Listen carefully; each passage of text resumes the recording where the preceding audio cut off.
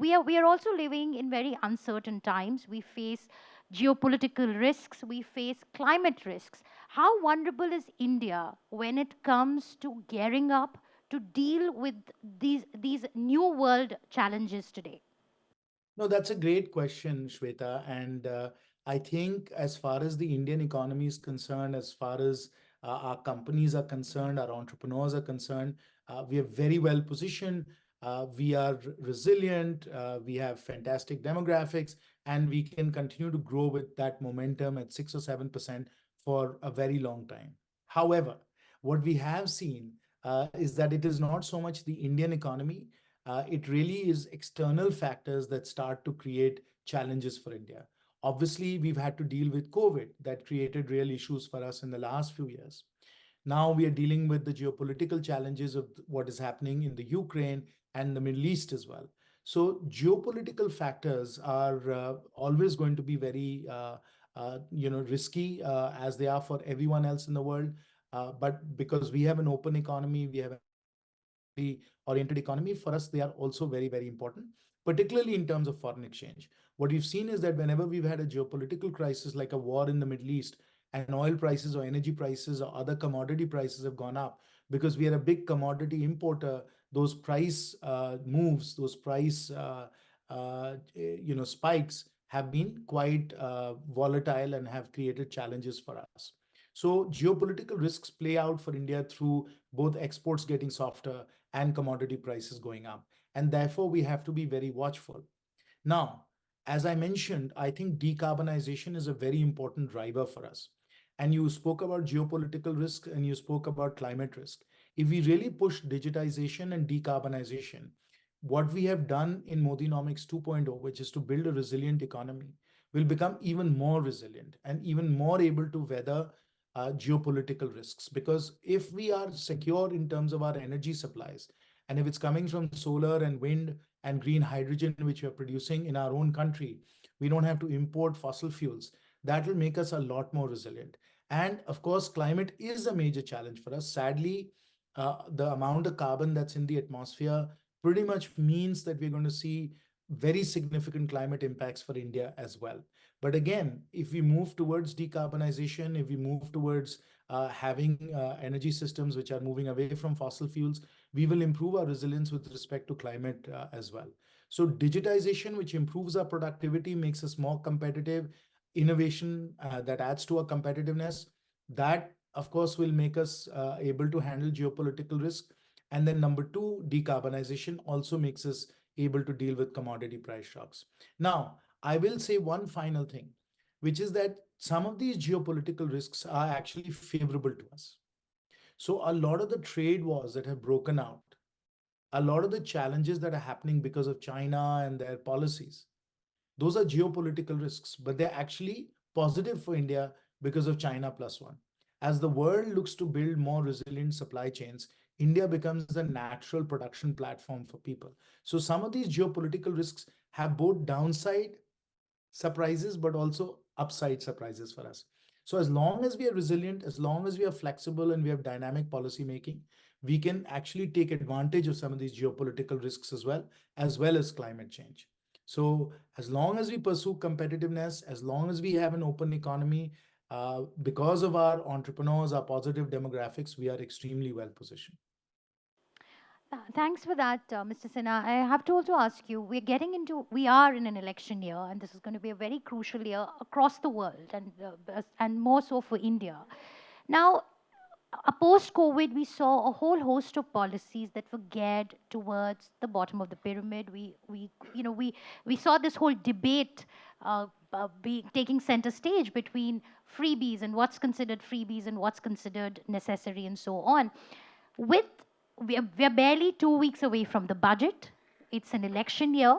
It's a year of global uncertainty. It's a year where the world is in great turmoil. If you were finance minister, what are the big considerations that would be weighing your mind as you were putting together the budget? Well, Shweta, I'm not the finance minister, and therefore I would hesitate to speculate on these matters, particularly with the budget around the corner. But what I said earlier, I think reflects the thinking across government, which is that we have to have a strong economy, we have to have a resilient economy, we have to have an economy that's innovative, that's digitizing, decarbonizing. And these are the pillars that we have to build on. These are the pillars that we have to strengthen. So it's a risky, uncertain world. In this uncertain world, a resilient, robust economy is our best protection, and I think the government is committed to that. So I'd request you to put on your, economist hat, you were the MOS for finance earlier. At a time like this, when the expectation is of fiscal prudence, and yet we do know that there is a lot of uncertainty.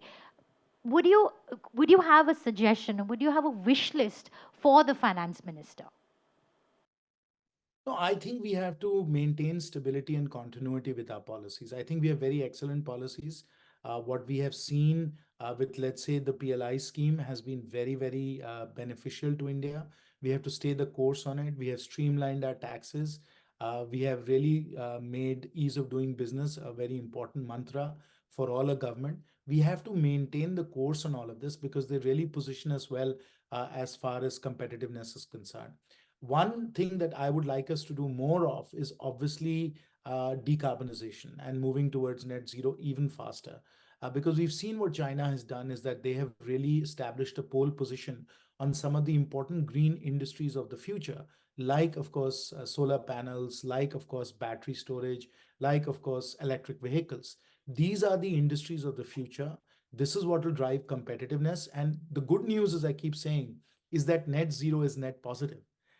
Net zero is net positive. And so we find that solar power is cheaper than fossil fuel power. We find that electric vehicles are more cost effective compared to fossil ICE internal combustion engine vehicles. So what we are seeing is that decarbonization is the next wave of cost effective technologies. So I really think it's very important for us to accelerate our investments, to be even more innovative, and to really drive this net zero transition as quickly as we can. And of course, I represent a coal bearing district. I recognize that coal has a finite life. And so the faster and quicker we move to these innovative green technologies, the better off we are going to be. So I think, as I keep saying, India should pursue a green frontier development model, a green frontier development model where we combine competitiveness on the one hand and sustainability on the other. And the two go hand in hand. For us to be competitive, we have to be sustainable. And I think competitiveness and sustainability and open, uh, very stable, resilient economy is really what is required going forward. And that's the kind of economy we are building through 1.0 and 2.0. And I think that's the economy we will continue to build in 3.0. Um, thanks for that, Mr. Sinha.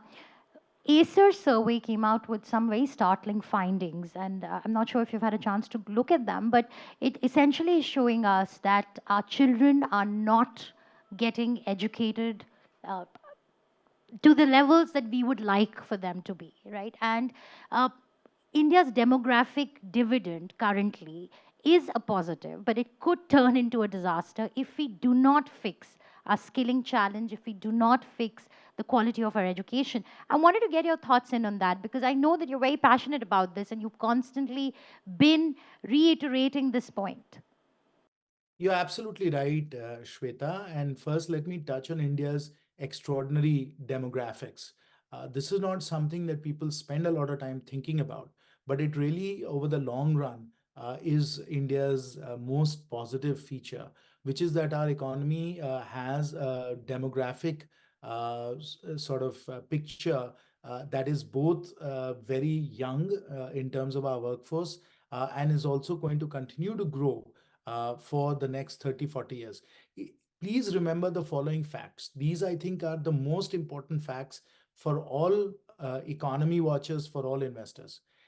2100, by 2100, India's population is going to be 1.6 billion. So our population is going to grow from where we are at about 1.41, 1.42 billion to 1.6 billion. It's going to continue to grow over the next 70, 80 years. China's population, on the other hand, is going to go from 1.41 billion. Friends, it's going to go from 1.41 billion to 800 million. China's population is actually declining already by 2 million people a year. So they're going to go down to 800 million from 1.4 billion by 2100. And the US is going to also continue to grow slowly. They're going to go from about 350 million to 400 million. To really understand long term trends, these are the three key numbers you have to remember: 1.6 billion for India, 800 million for China, 400 million for America. This positive demographics for India is extraordinarily important. However, to take full advantage of this incredible demographic windfall that we're getting relative to the rest of the world, we absolutely have to invest massively, massively in skilling and in our education system and in our training. That is absolutely essential for us. And that is really what we also need to concentrate on. I can tell you that in my own constituency of Hazaribagh, we are focusing on this tremendously. We are lucky that we have the district mineral fund from which we get royalties from coal. As part of that, I have taken 2,800 Anganwadi Kendras, and we have fully upgraded all of them. I have then also made sure that our schools are getting all the necessary facilities that we need. Our health centers are better equipped. And most importantly, we're building our two massive Akshay Patra kitchens in Hazaribagh and Ramgarh so that our Right. children can benefit. And Mhm. that's what we need to do. We need to get all of these facilities for our young people and use artificial intelligence and technology to be able to leapfrog as far as education is concerned. That's extremely important. Okay, my colleague Gaurav has a question for you. I'm just going to hand over the mic to him. Thanks, Mr. Sinha. Thanks for laying out the vision for 2047. And also, I mean, there's no gainsaying the fact that the next 2 decades belong to India. India's growth potential needs no emphasis. But having said that, I would like to, pick your brains on something that this government has attempted over the last 10 years, but has not really met with great success, which is essentially factor market reforms, particularly land. Now, for India to achieve its growth potential, what kind of a challenge do you foresee? Because this falls right in the right in the matrix of political economy, where states will have to get involved, and you need to have complete bipartisan support to bring land reforms, which is an essential for India to achieve its full growth potential. No, I agree with that. I agree with that, that we need to do more as far as land reform is concerned. And that process is underway. There is, in fact, an attempt to digitize land records across India that is being worked on. We are trying to come up with a Kisan portal that will enable people to register their land holdings and be able to take advantage of that, to be able to take loans, etc. And so we are working on all of those different methods to be able to streamline land holdings, etc. Obviously, with the introduction of the Real Estate Reforms Act, RERA, and so on, that also has helped us when it comes to urban properties to register them and make sure that they are dealt with appropriately. So land reforms are crucially important. Certainly, again, as I've seen in Jharkhand, they are a great impediment if they're not dealt with. But some of our more modern and progressive states are handling it very well right now. Mr. Sinha, I'm going to switch gears a little bit from economics. I'm going to move on to politics a little bit. Uh, we briefly touched upon AI. I was hoping to get a perspective from you on how crucial do you think would AI be in these general elections? And considering BJP has always taken the lead in embracing technology, what can we expect in the run-up to general elections 2024? Well, I'm sure you'll find that the BJP is on the cutting edge of all technologies, artificial intelligence and other technologies. And we are obviously always trying our level best to make sure that we are able to bring the full set of services and information to our voters. So we will, of course, always be on the cutting edge. We have been on the cutting edge. At the same time, we all worry about deep fakes and fake news and all of those things. We are already seeing in many elections around the world, like in the Bangladesh election and the Philippine election, that these are being misused and abused. Now, we have, of course, got the new set of IT rules and regulations around that. But we will have to be watchful because artificial intelligence is getting better and better and better. It's extraordinary how powerful it already is. So we will have to be watchful, and we will have to make sure that not only are the policies properly implemented, but our people are knowledgeable about understanding what is genuine and what is not genuine. So it is a real threat to democracies everywhere. We recognize that there are a lot of positive aspects to it, but it will require very thoughtful regulation. And of course, we need to make sure that our voters are fully literate about these issues. So are you using AI in your constituency Well, in all I can say is specific wait, targeting of wait, voters and wait, wait, messaging? wait and watch, wait and watch. All right. I want to talk to you about the production linked incentive scheme as well, one of the highlights of Modinomics 2.0. But when you look at the numbers, when you look at the outgo under those schemes, while we've had pockets of excellence in that scheme, but it hasn't panned out as planned in certain sectors, and when you speak to industry players, they do highlight bureaucracy and red tape as one of the concerns. Is the government mindful of this, and are you doing something to address this? Yes, of course, we're doing everything to address any concerns that business people have with respect to the PLI scheme or any other scheme. In fact, I think what you'll find is one of the hallmarks of our government is that we have a very dynamic government that listens well to business and is continuously changing and improving policies, laws, regulations, so that they ensure ease of doing business and ensure the continued economic growth and vitality of India. And we've consistently done that. I can point to many examples. And if there are areas in the PLI scheme that need to be tweaked, I'm sure the Commerce Ministry and the other line ministries will be listening and receiving feedback from stakeholders and continuously improving all these policies. Mhm. I'd also like to talk to you about one of the major tax reforms that you've been a part of, GST. It's overhauled our indirect taxation system, but currently we do know that the finance ministry has been on an overdrive in terms of sending notices. We The industry is literally been pushed into a corner, Mr. Sinha. I want to get your sense on this, because while it's been a reform, but at the moment it's giving a lot of heartburn. I have not heard that, Shweta. And of course, as chair of the Standing Committee on Finance, I am continuously in touch with business people all the time. Many people come to me with their views, their petitions, but I have not heard much in terms of GST recently. Of course, as you know, that compliance is something that we are focusing on right now because we want to make sure that the GST that is due to us comes to us, and so we are very focused on compliance. We found a lot of GST fraud, as you know, and that in fact is one of the reasons why GST collections are continuously improving, because we are closing loopholes or closing scams that people were using through fake invoicing and overbilling and under invoicing and all of those different things. So compliance is important. Compliance is being strengthened. And if anybody has any genuine issues, genuine grievances, of course, I'm sure the Finance Ministry and the Standing Committee on Finance would be very happy to listen to any concerns that they might have. We have a lot of business people in the audiences, and they are holding on to every word you're saying. so, so expect some people to get in touch with you on this.